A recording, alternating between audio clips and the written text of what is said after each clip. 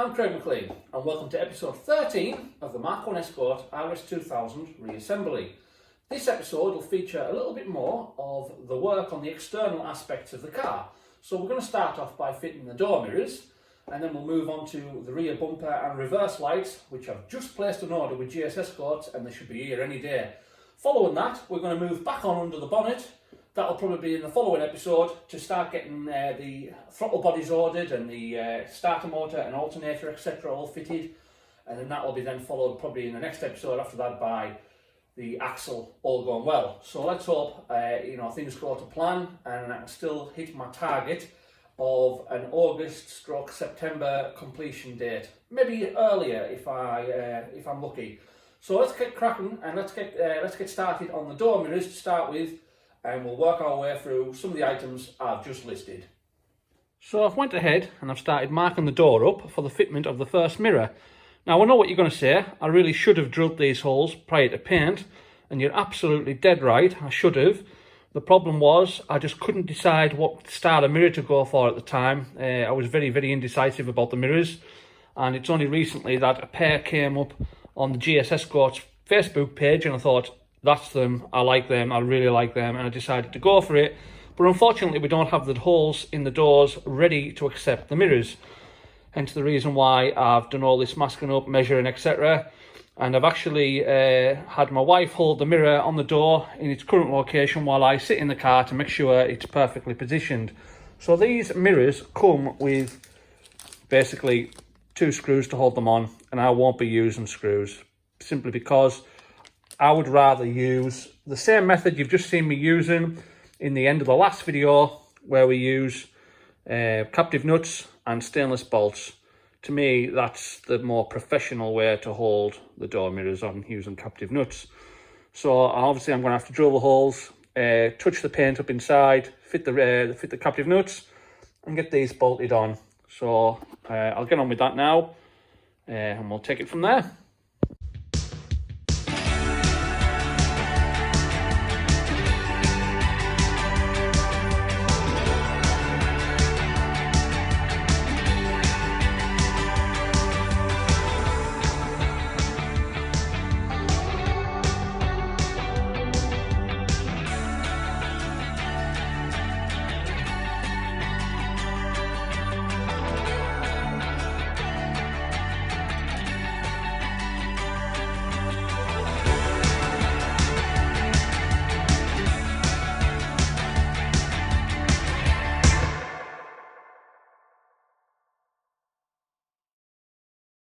One down and one to go.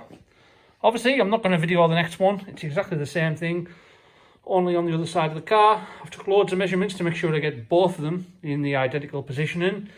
So there we are. It is fitted with the stainless bolts, which fit beautifully into the recess in the mirror. The one on the other side, it fits into like a slot inside, so you've got to slide it on. It's just kind of tricky to get the bolt at the right depth. But anyways, I get great view out the mirror. The mirror's nice and solid. It's quite difficult to move, so that's good. So it's not going to vibrate, it's not going to move about too easily. And yeah, I'm really happy with that. I think they'll look the part. Probably the only downside about it is with these mirrors, because they've got such a long bracket, the holes, are pretty far apart between the two. If I come to fit a different style of mirror, I'm probably going to end up with a hole further apart than it should be. But with a bit of luck, these mirrors will last, and I won't need to bother about changing mirrors. So let's crack on and get the other side done. And the same at the other side. Exactly the same.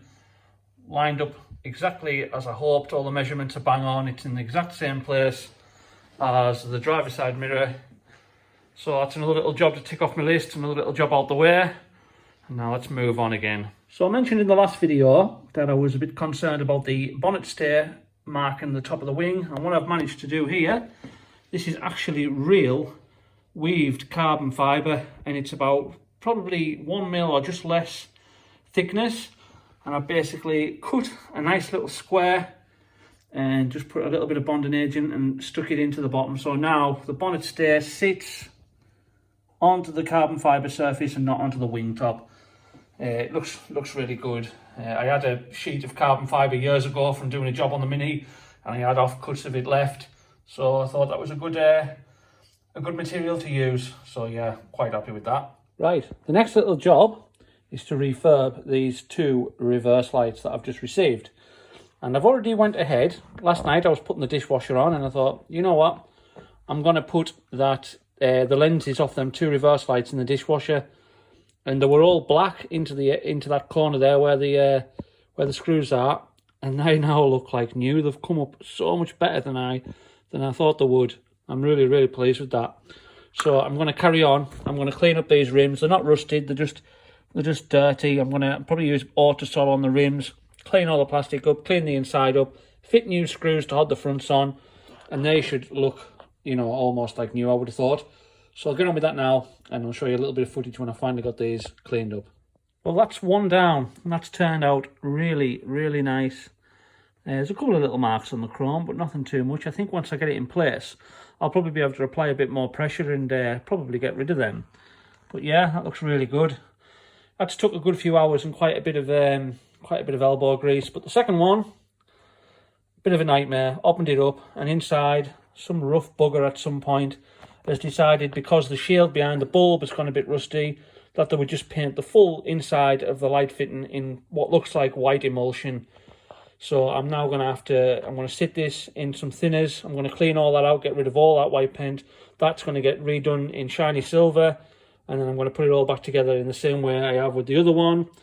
And then we'll have a pair of decent reverse lights. So I'll show you them very shortly once they're in situ. And there we go. That's the inside's all cleaned out, and I've done the back plate in silver. I think it's going to have to be a lighter silver. I've got a feeling when I put these two lights on, one of them will shine a bit brighter than the other, because one of them's got more of a reflective backing than the other. But I'll give it a try. If it looks odd, I'll either get a new backing or I'll have to do this in a brighter colour. And I've polished the rim up, and this one is absolutely perfect. There's nothing wrong with this one at all. It's mint. So I can get that put back together, and as I say, I get them fitted to the car. Well, I'm made up with that. They turned out a lot better than I expected. When I first seen them, I thought, don't know what I'm going to be able to do with them, but they have really, really turned out nice. So all I've done is I've cleaned up the plastic with just Instant Show Shine. The lenses went in the dishwasher, as I mentioned earlier. I've managed to find 4 new matching screws for both lights, and for the chrome rims, which were probably the most difficult part to clean, I didn't have any Autosol when I looked. I thought I had some Autosol, but I think the tube bust and I ended up throwing it out. So I ended up using some of this, which is just cut and compound. It's really for paint work, but it to be honest, it's just like Autosol. It's just like a white like chalky liquid, chalky fluid, and it basically took all the deep pitting, or not pitting, but the deep dirt out of the metal. And then finally I polished them up with this Maguire's metal polish, which I think is brilliant stuff. I'm a real fan of this Maguire's metal polish. I mean, I've been watching a lot of the YouTube channels where some of you guys have got great products. I've noticed a lot of people use like Auto Finesse, that's it, Auto Finesse products. And I think once this car's finished, when I finally get it finished, I think I'm not going to be able to build another project to this scale for a very long time, you know, for money reasons more than anything. So I think I'm probably going to invest in some new cleaning products when it's finished. I'm going to get some really, really good cleaning products so I can keep on top of them.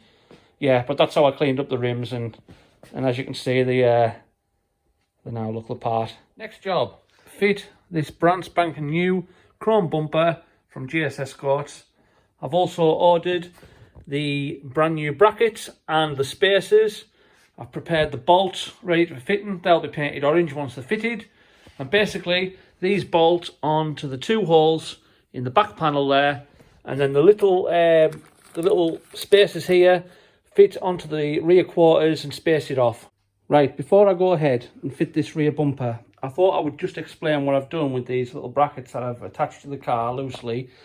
So obviously we've got a metal bracket sitting against a metal body, and I don't really like the idea of the two chafing together. So what I've done is I've cut little squares of rubber. This is really thin rubber, and I've made a hole in the centre for the bolt, so these little squares sit in behind between the bracket and the body so that we haven't got metal on metal, and I've done that for both sides. So now they're loosely fitted, let's crack on and get the bumper fitted and all bolted up.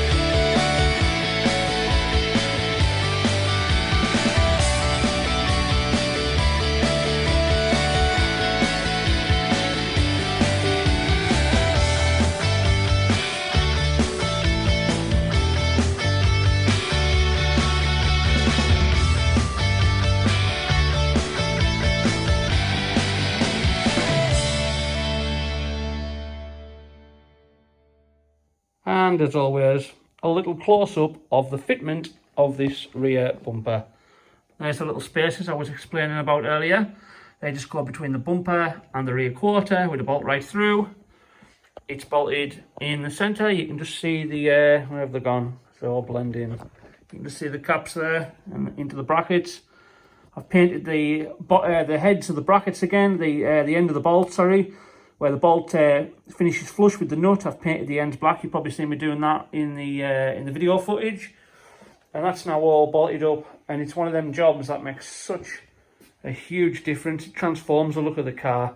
That's pretty much the back finished, other than needing a new boot lock, because the boot lock's a bit tarnished, and obviously we'll have a rolled tip exhaust at a later date. Other than that, that's the back of the car finished. Another section of the car out the way, and another step closer to completion. So yesterday, these arrived all the way from New Zealand. And again, an absolute huge thanks to Scott Reed. As I mentioned in the past, Scott went right out of his way. He didn't have these. He found them for me and posted them over. You know, he really did go out of his way. And I am massively appreciative of that. So I had a couple of people give me links to some that came on eBay. And I did buy them ones off eBay because they were only 40 odd quid and I didn't want to miss out on them for so cheap. I thought I can always sell them on if I don't use them. So I have them as well, which is just the two long ones, not the middle ones, just the two long ones. I've got another set of them. So if anyone needs any of the long sections, these are the ones that run down the edge of your small quarter window. I have them, and all I'm looking for is to sell them for what I bought them for. I'm not looking to make any profit or anything like that. They're not quite as clean as these. These are remarkably clean. I can only imagine these have been in a warm climate, because these are going to need very, very little attention to make them perfect. I'm basically going to rub them down, prime them, and do them in satin black. I'll show you them when they're done and ready to fit to the car. So Scott himself is also into the classic Ford scene, and Scott has a Mark II Escort. He's been into the classic Fords for quite a lot of years, like myself. Obviously, that's the reason why he was watching my videos and spotted the fact that I needed these parts. So yeah, thanks very much to Scott. And these came quite a bit quicker than I expected. I was hoping they'd be here for this weekend, and they arrived on a Thursday. So that's not bad. So thanks very much, Scott. I'll now get on and get these bars prepped and painted. Well guys, after closer inspection, I don't actually think these were made by Ford, because they're not absolutely rotten. They're perfect. And I've never came across an old Ford part that isn't absolutely rotten. We know what Fords are like. They're just like the bloody Minis and all the other classics from back in the day where they give absolutely zero protection to. These are absolutely mint. There isn't a sign of rust on them anywhere. They're really, really sanded up. Mint, absolutely mint in every single area. So I'm just going to prime these now and get them painted. Chuffed to bits with that. Just shows you what a different warm climate can do to a car. And there they are, after 3 coats of satin black, well, primer and 3 coats of satin black. I've spent quite a bit of time on these because, as you can imagine, these have got to be perfect. The longer ones especially are on show, so the paintwork on them have to be as good as the bodywork. The little short ones, not so much, but they've still turned out nice. I'll show you where they fit shortly. They fit down inside the doors, but I have spent quite a bit of time on these. I don't know if you can see in this light, but the paintwork's turned out really, really nice.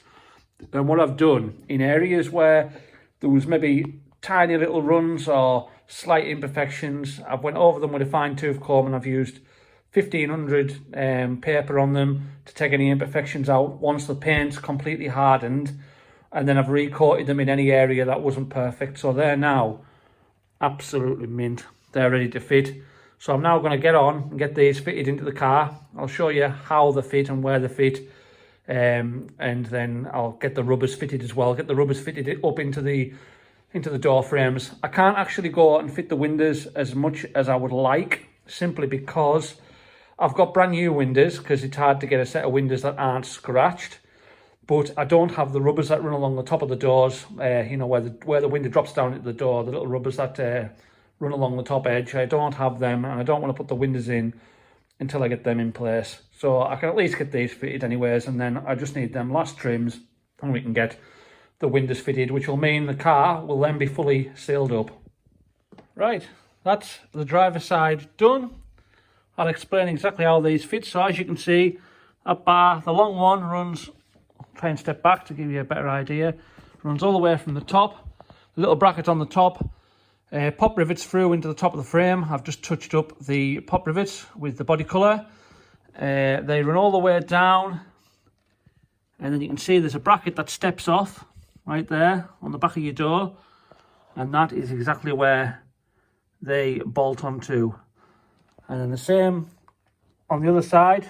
You can see the little short section there, which runs up and meets up with the existing runner, because this runner here only comes down about as far as here, and then them small sections extended further down for obviously your window to drop down into. I'll get the other one, I'll show you what I mean. So as I was just explaining, this is obviously the shorter section, which goes from the end of that channel further down into the door, and you can just see the fixing screw there that holds that piece in place. So that's exactly how that fits. And there's the two different profile of seals. So the one on the left doesn't have a return lip on the edge. If you look at the one on the right of the picture, you'll see the closest, you know, this side here, there's a little overlap that overhangs, but on the one on the left there isn't. And that little overhang basically flips over the edge of this part of the door. So that the one on the right, the trim on the right, is for this section, which comes all the way along and finishes in this corner, and the profile on the left is simply for that straight drop. So that's the two differences. That and just fits in flush. So that's that done. That's both of them done. I'm really, really pleased that I've managed to get these bars, because I don't think I've had I don't think I've had a fight with anything as much as these to find them. So I'm really, really, really pleased I've got these, and I've now got them fitted. I'll probably have to remove, I would say, I've never fitted the windows before, but instinct tells me I'll probably have to remove this right-hand side one to fit the window in, but that's no biggie. It's just a case of taking the one screw out. But yeah, I'll figure that out when the time comes. So that's one door done. I'm now going to move on, do the other side, leave it at that for today, I think.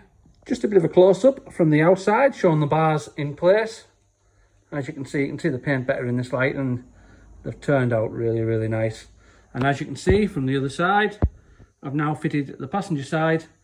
The problem here being, obviously the car's against the wall, so whenever I work on the passenger side, I've got to move the car out, which is a bit of a pain. But that's the joys of having a single, well, not slightly wider than a single width garage, but not a lot more. My garage is longer than it is wide. But, you've just got to use what you've got, improvise and get on with it. So I mentioned slightly earlier in the video that I've got another set of the long bars that I bought off eBay. I think I paid about 47 quid for these. plus delivery of a £5 or something like that. It wasn't a lot. And these, I bought them because they were available, and I'd struggled to find any for a long time. This was a viewer that let me know about these. And I am going to be selling these. And like I said earlier in the video, if anyone wants them, they aren't as clean as the ones I've just fitted, but with a bit of TLC, a bit of work, these will, I'm pretty certain, turn out immaculate, because there's no major rust on them. It's just surface rust. They just need a real good clean up, and either painted or powder coated. So if you're looking for a set of these and you want them, just let me know in the comments. Like I say, I only want what I paid for them, so 40 odd quid. So if you want them, like I say, let me know and I'll get them posted out to you. Well guys, I'm going to leave that video here for today, simply because I'm moving on to a different area next. This coming week I'm going to be placing an order for some of the more interesting, some of the more exciting parts, which you'll see very shortly. I'll be placing that order this week, and that's the next video that will concentrate on fitting a lot of them parts. Well, what I should say is the next video I'll probably let you see the order, and the video after that I'll show you a lot of them parts being fitted, the type of parts that are much more interesting to see fitted, and I'm really looking forward to. It's one of the orders I've been really looking forward to placing for a while. So I'll let you in on that video of them parts very shortly. Until then, thanks very much for watching as always, guys. Thanks very much for the fantastic comments and likes, and I'll see you very, very shortly.